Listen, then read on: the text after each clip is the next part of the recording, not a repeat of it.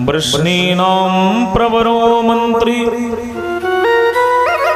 कृष्णस्य दयिता सखा और शिष्यो बृहस्पति साक्षात् उद्धवो बुद्धि सत्तमः।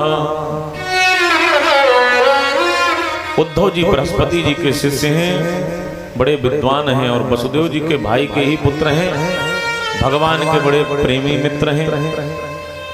उद्धव जी ने पूछा, हे कृष्ण, आखिर क्या कारण है, इतने अशांत क्यों रहते हो? अरे तुम तो समय से भोजन भी नहीं करते, ऐसे रहोगे तो राज्य के कार्य कैसे होंगे? कि समझते हो तो मुझे बताओ। भगवान बोले, उद्धव जी,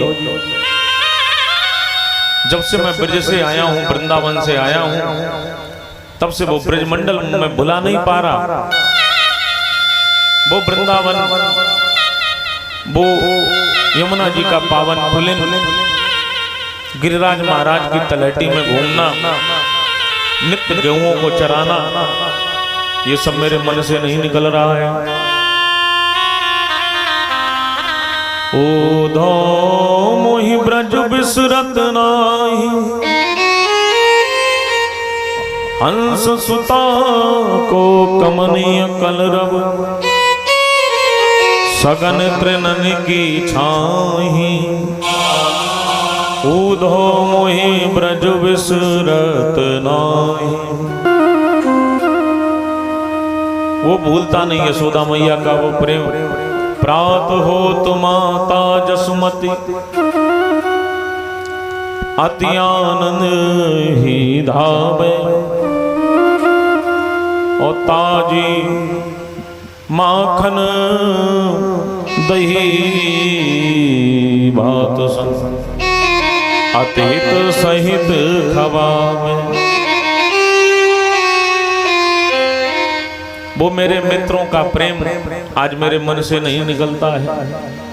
ऐसे कई कारण हैं। आखिर भगवान ना तो कभी गए और न भगवान ब्रजवासियों को ही अपने पास बुलाए। अरे गए नहीं थे तो कम से कम बुला ही लेते, मिल लेते एक बार।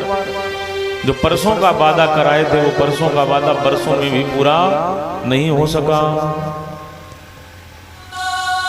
कारण यही है,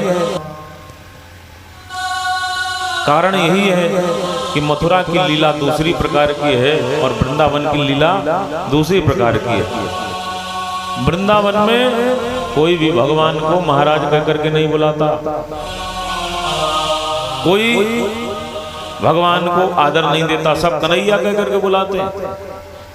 मित्र लोग घोड़ा बना के छोड़ते हैं। अब भी ब्रजवासी अगर मथुरा जाते तो मथुरावासी ये कहते, अरे कैसे कमार वाले हैं, जिनको बोलना भी नहीं आता, जिनको रहना भी नहीं आता, लेकिन अपने भक्तों का अपमान भगवान कैसे सहन करते, इसलिए कभी बुलाए नहीं। गए क्यों नहीं? क्योंकि जिस समय भगवान ने कंस को मारा था तो कंस का ससुर जरासंध बड़ा क्रोधित हुआ, एक पर एक आक्रमण करने शुरू कर दिए।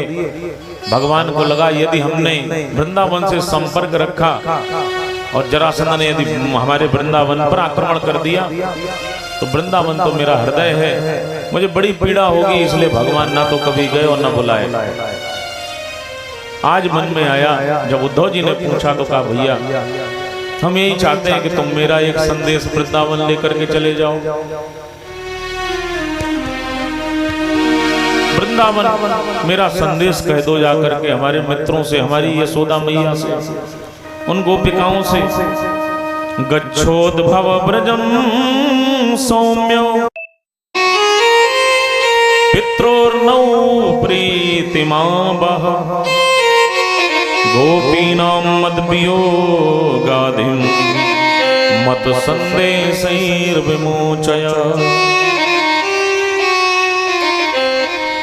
उद्धव जी ने कहा, प्रभु जो आज्ञा, लेकिन क्या वो ब्रजवासी इतने विद्वान हैं? क्या वो इतने जानकार हैं कि जब मैं ब्रह्म का व्याख्यान उनके सामने करूंगा, प्रज्ञानम ब्रह्म, जब मैं जहत अजहत लक्षणा व्यंजना का वर्णन उनके सामने करूंगा, क्या वो समझ पाएंगे? क्या जब मैं ब्रह्म का व्याख्यान करूंगा मेरी भाषा को वो समझ पाएंगे क्या? भगवान बोले इसीलिए तो कहते हैं उद्धव चले जाओ, एक बार उन ब्रजवासियों से मेरा संदेश कहो। अपना पीताम्बर उड़ा दिया, ये मेरा पीताम्बर ऐसे देख करके सब लोग तुम्हें पहचानेंगे। उद्धव जी महाराज वही रथ लेकर के मथुरा से वृंदावन की ओर प्रस्थान करते हैं। याद करते हैं वो कैसा स्थान है जहां भगवान 7 वर्ष तक रहे हैं। और चले मथुरा से जब उद्धव और वृंदावन निकट आया, और वहां पर प्रेम ने अपना अनोखा रंग दिखलाया।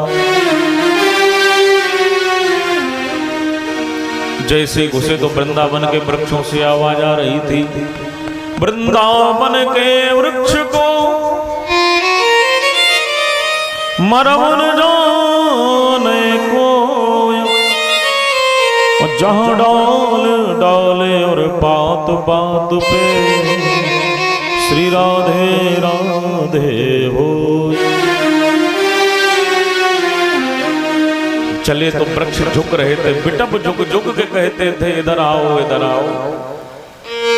पपीहा पी पी कहता था कहाँ मोहन हो दिखलाओ।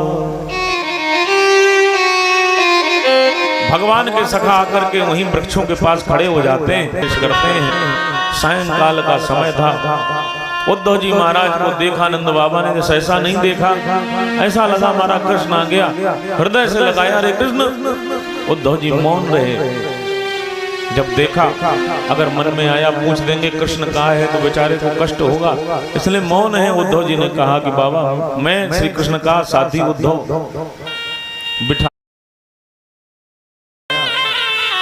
मथुरा के बारे में पूछा, मथुरा में सब कुशल है, हमारा मित्र वसुदेव कुशल है। कृष्ण का नाम नहीं ले रहे क्योंकि कृष्ण का नाम ले लेंगे तो फिर कुछ बोल ही ना सकेंगे बाबा, इसलिए सारी बातें करते हैं और कृष्ण का नाम नहीं लेते।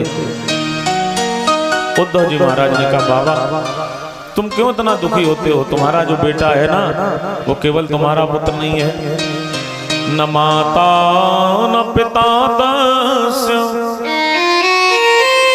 न भार्या न सुता दया न आत्मीयो न परस्यापि न देहो जन्मैव च। ना तो उसका कोई माँ है ना उसके कोई पिता है, ना कोई उसकी पत्नी, न भार्या न सुता दया और न आत्मीयो न परस्यापि न देहो जन्मैव च। जैसे प्रत्येक लकड़ी में अग्नि छिपी होती है ऐसे ही वो सबके भीतर छिपा हुआ है। जब अग्नि के संपर्क में आकर के लकड़ी भी स्वयं अग्नि बन जाती है।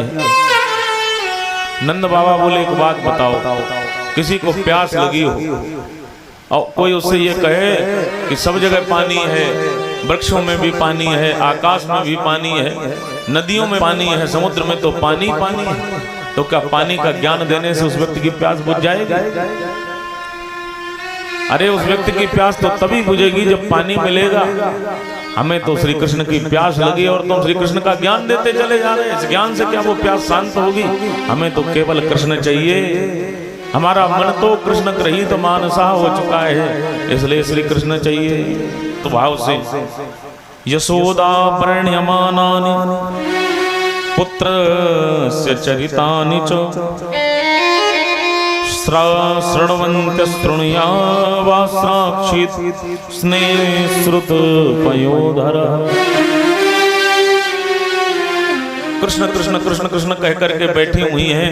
यशोदा मैया को समझाया तेरा बेटा सब में व्याप्त है। यशोदा मैया कहने लगी उद्धव एक बात बताओ, किसी का पागल बेटा भी यदि घर से चला जाता है तो माता पिता को कितना कष्ट होता है, और मेरा भगवान सा बेटा घर से चला गया तो मुझे कितना कष्ट है। रात भर विश्राम हुआ। प्रातः काल यमुना जी के पावन तट पर जाते हैं। मुख्य मुख्य गोपियों को मालूम हुआ कि भगवान दौड़ पड़ी। उद्धव जी को प्रणाम सबने किया। उद्धव जी मैं समझ गई मेरे प्यारे ने ही तुम्हें भेजा है। क्या वो मेरे प्यारे मुझे याद करते हैं क्या? अरे वो तो हमको ऐसे छोड़ गए जैसे सूखे वृक्ष को पक्षी छोड़ करके चले जाते हैं। वो तो हमको ऐसे छोड़ गए जैसे व्यक्ति के पास धन नहीं होता है तो गणिका उसे छोड़ करके चली जाती है। वो तो हमें ऐसे छोड़ गए जैसे यज्ञ पूर्ण होने पर ब्राह्मण घर को छोड़ करके चले